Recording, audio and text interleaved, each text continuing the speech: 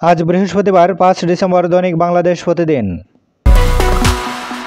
হাসিনাকে ক্ষমা নয়, দ্রুত বিচার করতে হবে, মির্জা ফখরুল। বেদান্তে প্যাটেল, মৌলিক স্বাধীনতা ও মানবাধিকারে গুরুত্ব যুক্তরাষ্ট্রের। নির্বাচনী অপরাধে জড়িতদের বিচার জরুরি। আস্থার ঘাটতি কাটিয়ে উঠতে চায় ইসি। এবারে টার্গেট খালেদা তারেক, আবারও -2 ফর্মুলা ষড়যন্ত্র। তারেক রহমান, জনগণের রাজনীতিই শেষ ভরসা বিএনপির। সূক্ষ্মভাবে ধ্বংস করা হচ্ছে ব্যবসা, ব্যবসায়ীদের আস্থায় নিতে হবে, জাহিদ হোসেন। আমরা ক্ষতিগ্রস্ত, কঠিন পরিস্থিতি, আব্দুল মুক্তাদির। সার্বভৌমত্ব প্রশ্নে সবাই ঐক্যবদ্ধ, প্রধান উপদেষ্টার সঙ্গে সংলাপ রাজনৈতিক দলগুলোর। ডাক পেয়েও সংলাপে যোগ দিতে পারেননি কর্নেল ওলি।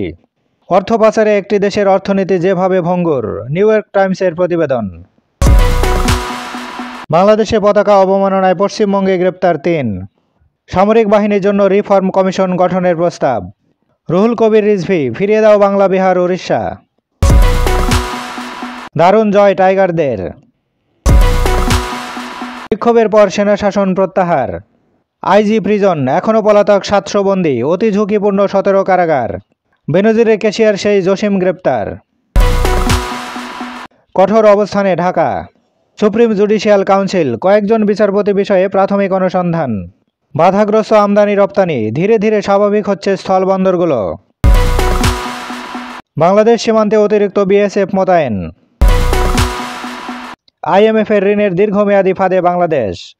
দেশের অর্থনীতিতে সরকারের সিদ্ধান্ত গ্রহণের স্বাধীনতা ক্ষতিগ্রস্ত হচ্ছে।